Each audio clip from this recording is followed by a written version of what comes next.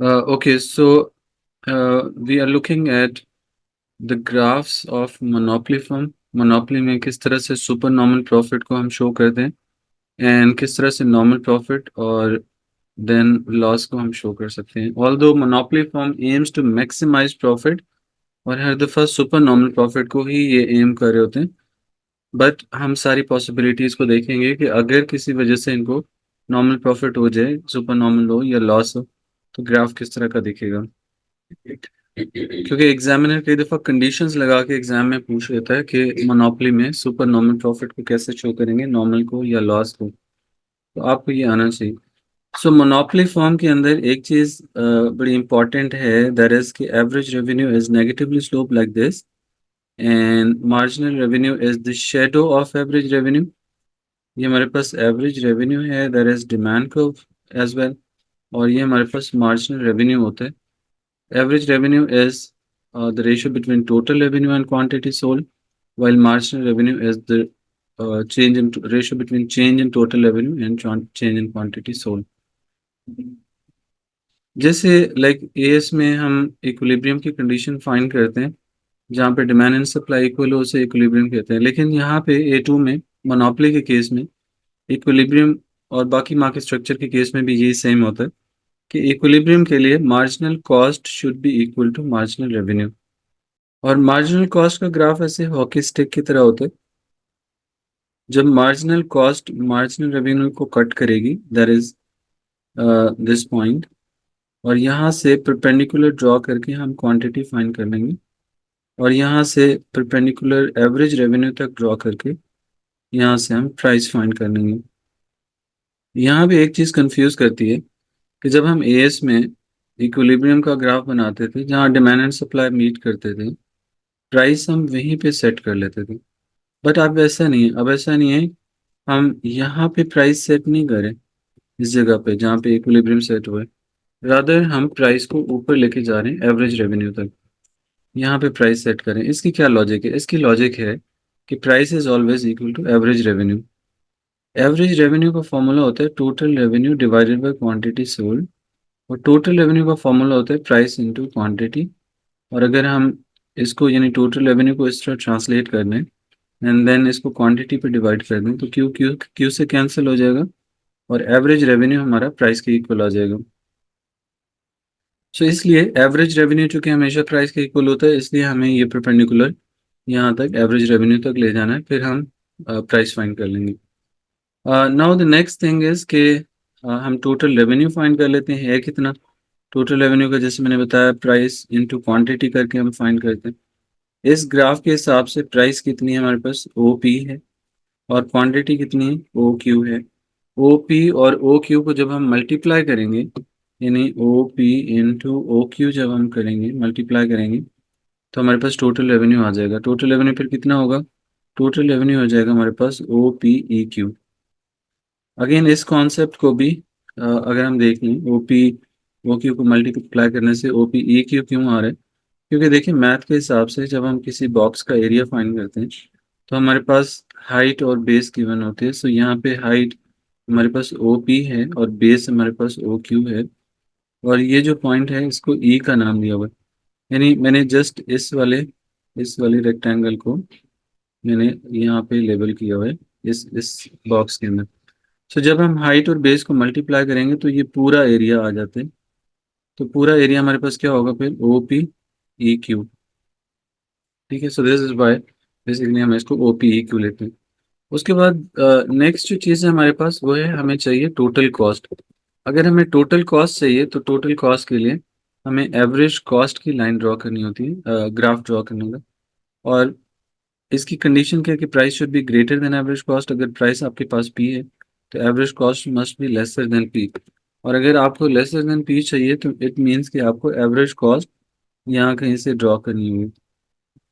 Average cost जहाँ पे इस परपेंडिकुलर ई क्यू को कट करेगी, इस पॉइंट को हम लेबल कर देते हैं लेट से पॉइंट एक्स, और यहाँ पे हम कॉस्ट डिटरमिन कर लेते हैं सी. सो एवरेज कॉस्ट कितनी हो गई है? ओ सी, और क्वांटिटी ओ क्यू है. ओ सी इंटू ओ क्यू करेंगे तो ये हमारे पास टोटल कॉस्ट आ जाएगी. Total cost is equal to average cost multiply by quantity, और एवरेज कॉस्ट कितनी है हमारे पास, ओ सी, और क्वांटिटी हमारे पास कितनी है, ओ क्यू। ओ सी एक्स क्यू हमारे पास आ जाएगा। ठीक है, O C multiply by O Q किया तो ओ सी एक्स क्यू। एक्स ये वाला पॉइंट है, ये वाला पॉइंट छोटा। अब हमारे पास टोटल रेवेन्यू भी आ गया, टोटल कॉस्ट भी आ गई। अब हम प्रॉफिट फाइंड करने के लिए क्या करते हैं, फॉर्मूला लगाते हैं, total revenue minus total cost. तो टोटल रेवेन्यू हमारे पास है ओ पी ई क्यू, ये वाला टोटल रेवेन्यू था, यहाँ पे लिख दिया, माइनस टोटल कॉस्ट हमारे पास है O C X Q. Right, so minus करते हुए हम ओ को ओ से कैंसिल कर देते हैं, क्यू को क्यू से कैंसिल कर देते हैं, तो हमारे पास रह जाएगा पी ई एक्स सी। और पी ई एक्स सी कौन सा एरिया, ये area P E X, P E X C is this area, ये जो एरिया मैं शेड कर रहा हूँ, this is super normal profit. Now moving to the normal profit. Normal profit के लिए कंडीशंस चेंज हो जाएंगी और बाकी ग्राफ एग्जैक्टली सेम रहेगा, सिर्फ एवरेज कॉस्ट है जो चेंज हो रही होगी। एवरेज कॉस्ट को जस्ट हम क्या करेंगे, इस पॉइंट पे जाके टेंडेंसी बनाएंगे, पॉइंट ई के इक्विलिब्रियम के ऊपर, नॉर्मल प्रॉफिट के लिए। और लॉस के लिए हमें एवरेज कॉस्ट को थोड़ा इससे और भी ऊपर लेके जाना होगा यहाँ पे। ठीक है,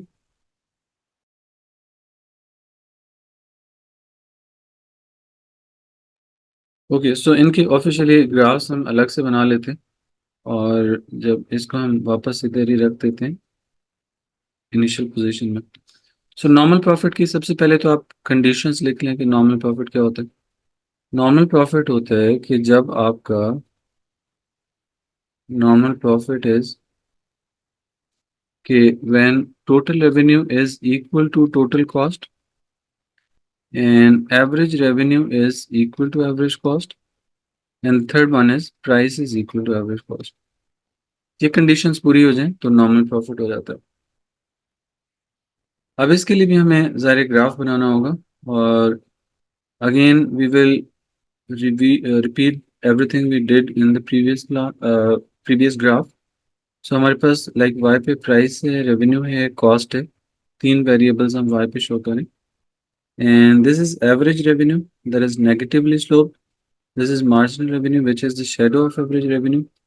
average revenue is equal to demand and marginal revenue is the shadow of average revenue. Equilibrium की कंडीशन हमें पूरा करनी होती है, और इक्विलिब्रियम की कंडीशन होती है marginal cost is equal to marginal revenue. तो मार्जिनल कॉस्ट का ग्राफ बनाएंगे जहाँ पे ये मार्जिनल रेवेन्यू को कट करेगा, इक्विलिब्रियम क्वांटिटी हमारे पास ये हो जाएगी, लेकिन प्राइस हम ऊपर एवरेज रेवेन्यू पे जाके सेट करते हैं, तो ये इक्विलिब्रियम प्राइस हो जाएगी। So again total revenue find करने के लिए हम प्राइस इंटू क्वांटिटी करेंगे। प्राइस हमारे पास ओ पी है, क्वांटिटी ओ क्यू है, तो ओ पी ओ क्यू को मल्टीप्लाई करेंगे तो हाइट इंटू बेस, अगेन हमारे पास total area O P E Q total revenue आ जाएगा। अब एक चीज़ तो बड़ी क्लियर है कि प्राइस एवरेज कॉस्ट के इक्वल ही होनी चाहिए, और टोटल रेवेन्यू टोटल कॉस्ट के इक्वल होना चाहिए। तो अब हमें ज़्यादा सोचने की ज़रूरत नहीं है, एक चीज़ तो ओपन है कि टोटल रेवेन्यू अगर ओ पी ई क्यू है तो टोटल कॉस्ट भी ओ पी ई क्यू ही होनी चाहिए। But total cost O P E Q हमें चाहिए तो हमें एवरेज कॉस्ट खुद से ऐसी जगह पे ड्रॉ करना होगा जहाँ पे एवरेज कॉस्ट प्राइस के इक्वल होगा। तो इट मीन्स कि this is the point that will determine कि हमारी एवरेज कॉस्ट भी इस क्वांटिटी के लिए यही होनी चाहिए। और एवरेज कॉस्ट स्टिल फॉलिंग, जब ये एवरेज कॉस्ट जब इसको कट करेगा मार्जिनल कॉस्ट को, तो उसके फ़ौरन बाद इंक्रीज करना शुरू कर देगी। सो टोटल कॉस्ट भी फिर हमारे पास क्वांटिटी क्यू के लिए, अच्छा बच्चे एक मिस्टेक करते हैं कि जहाँ पे एम सी ए सी ने कट किया फिर यहाँ पे एक और इक्विलिब्रियम बना के क्वांटिटी को ऐसे बढ़ा देते हैं।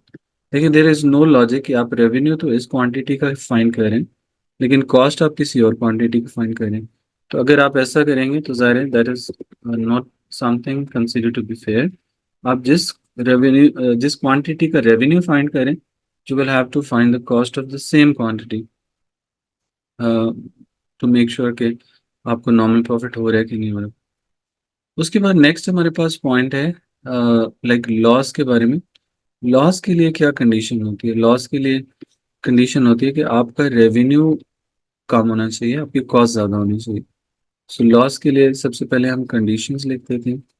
लॉस इज के total revenue is less than total cost And number two, average revenue is less than average cost. And number three, price is less than average cost. Okay so again in conditions के हिसाब से फिर से graph बना लेंगे। अच्छा देखिए यहाँ पे सारा कुछ हम मैनुअली कर रहे हैं, खुद कंडीशंस हमें पता है, हम उन्हीं कंडीशंस के हिसाब से चीज़ें सेटिस्फाई करेंगे। यहाँ पे कुछ भी ऑटोमेटिक नहीं हो रहा। बच्चे समझते हैं कि ये ग्राफ्स ऑटोमेटिकली बनते जा रहे हैं, तो ऑटोमेटिक कुछ नहीं हो रहा।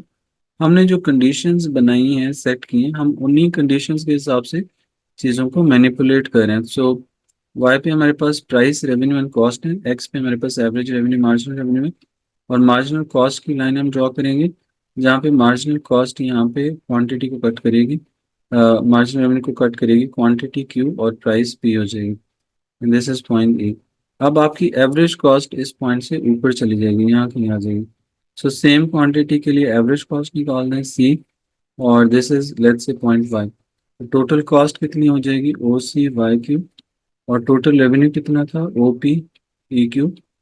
लॉस कितना होगा, अब कॉस्ट ज़्यादा है तो ये एरिया लॉस को शो करेगा, loss is equal to C Y E P. यहाँ पे एक चीज़ और भी ध्यान में रख लें, मोनोपोलिस्टिक कंपटीशन में भी 100% यही ग्राफ्स मिलते हैं, जो मोनोपोली वाले, इनमें कोई चेंज नहीं। और तो ये आपकी दो चीज़ें कवर होगी, मोनोपोली और मोनोपोलिस्टिक कंपटीशन। ठीक है, सो अगर कोई इशू हो तो आप मुझे लिख सकते हैं, I try to resolve that issue.